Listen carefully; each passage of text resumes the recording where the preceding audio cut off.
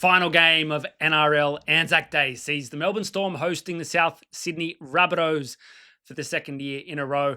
My top tips here are Melbourne to win and cover the line, their team total over, and Ryan Papenhuyzen to score a try. Don't forget to check out the full game preview on bets.com.au, where you get a more in-depth coverage, statistics, numbers, stuff that we like to put into our reviews.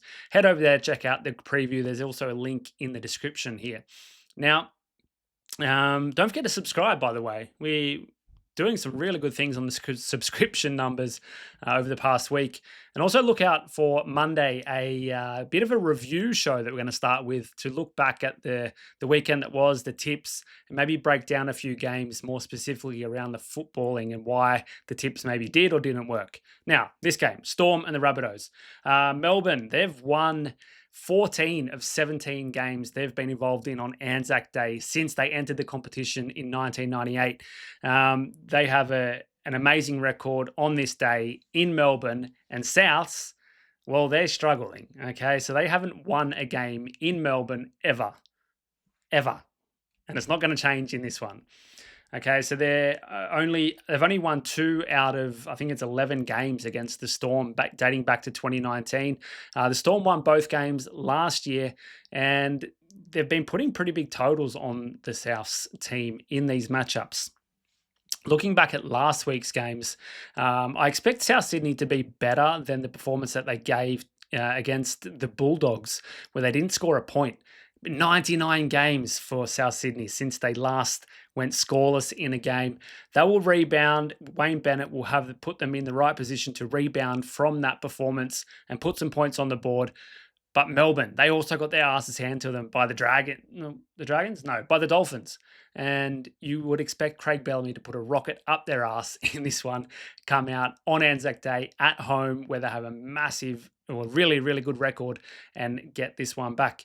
Some of the things that jump out in the stats are line breaks. So South Sydney are down in 14th in opposition line breaks. Their defensive line, especially when they're staggered in defense, gets chopped up pretty easily. They struggled against the Bulldogs last weekend in that area.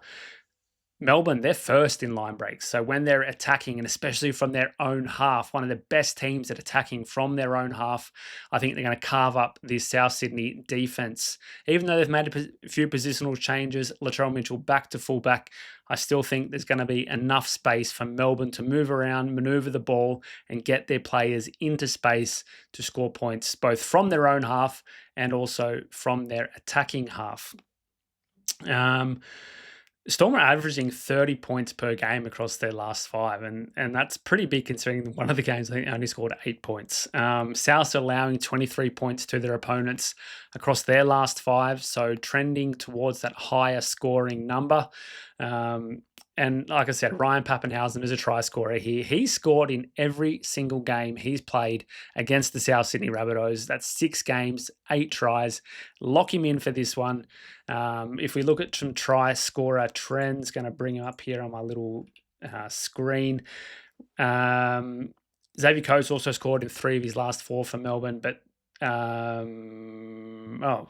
Melbourne Storm scored the first try in 3 straight games. So there we go. Ryan Papenhuyzen, anytime try scorer, first try scorer, Melbourne team total over, and Melbourne to cover the line in the final Anzac Day game for NRL 2025.